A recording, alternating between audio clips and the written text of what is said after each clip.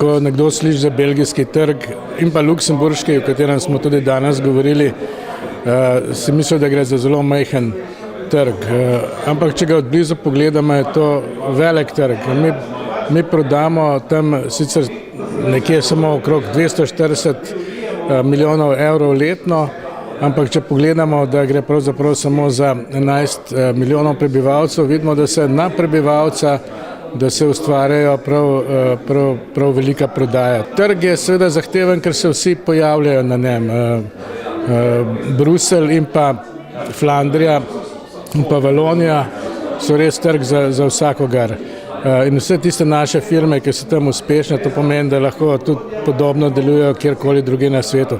Bi pa še to omenil, da danes smo govorili tudi o drugih trgih, kajti veleposlaništvo v Bruslju pokriva širše območje. Mi smo akreditirani tudi pri Afriški uniji, ker v Afriki južno od Sahare ni nobenega slovenskega diplomatskega predstavništva in mi lahko pomagamo ne samo pri odpiranju stikov z belgijskimi firmami ali pa luksemburškimi, ampak tudi s firmami oziroma s trgom v Afriki preko Evropsko-afriške zbornice, na primer.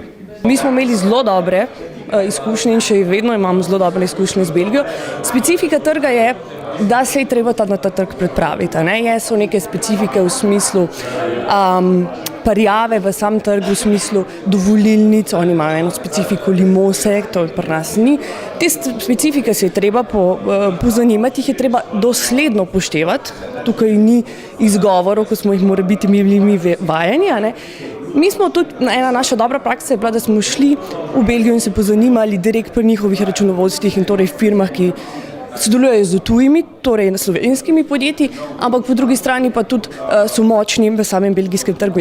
Neka dobra praksa oziroma neke stvari, ki jih oni upoštevajo in ki jih oni podjetjem svetuje, je definitivno treba upoštevati. Tako da mogoče ena taka začetna investicija, da se iz prve roke tudi pri njihovih firmah posvetuješ, kaj treba upoštevati, kaj treba dosledno upoštevati, kaj je mogoče naknadno, ampak definitivno ni pripravljeno.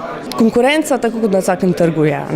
Tako da to definitivno je, ampak veliko pomenijo certifikati in strokovna usposobljenost. Tako da, če podjetje investira v te stvari, bo mu popotnica bistveno lažja.